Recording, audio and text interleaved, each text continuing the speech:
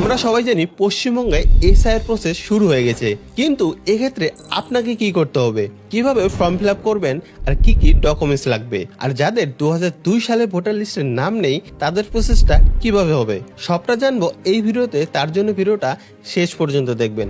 নভেম্বরের 4 তারিখ থেকে ডিসেম্বরের 4 তারিখ পর্যন্ত বিএলওরা আপনার ঘরে ঘরে গিয়ে 2 কপি করে এনুমারেশন ফর্ম দেবেন। তারপর সেই ফর্মে আপনার রিসেন্ট ফটোকপি লাগিয়ে ফিল আপ করে জমা দিলে বিএলও আপনাকে একটা রসিদ দিয়ে যাবে। আপনি চাইলে অনলাইনেও এই ফর্ম ফিল আপ করতে পারেন। সেক্ষেত্রে আপনাকে ইসিআই নেট মোবাইল অ্যাপ অথবা ওয়েবসাইটের মাধ্যমে ফিল আপ করতে হবে। যাদের নাম 2002 সালের ভোটার তালিকায় রয়েছে তাদের ক্ষেত্রে কোনো ডকুমেন্টসই দিতে হবে না, শুধু এনুমারেশন ফর্ম ফিল আপ করলেই হয়ে যাবে। তারপর ডিসেম্বরের 9 তারিখ থেকে জানুয়ারির 31 তারিখ পর্যন্ত যাদের নাম 2002 সালে ভোটার তালিকার সঙ্গে ম্যাচিং বা লিঙ্কিং নেই তাদের ইআরও মানে ইলেকটোরাল রেজিস্ট্রেশন অফিসার নোটিশ পাঠাবেন।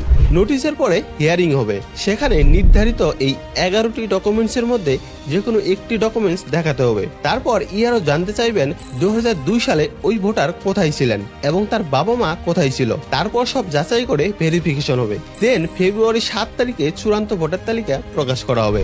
এরপরও যদি এসআইআর নিয়ে আপনার মনে কোনো প্রশ্ন থেকে থাকে তাহলে কমেন্টে অবশ্যই জানাতে পারেন।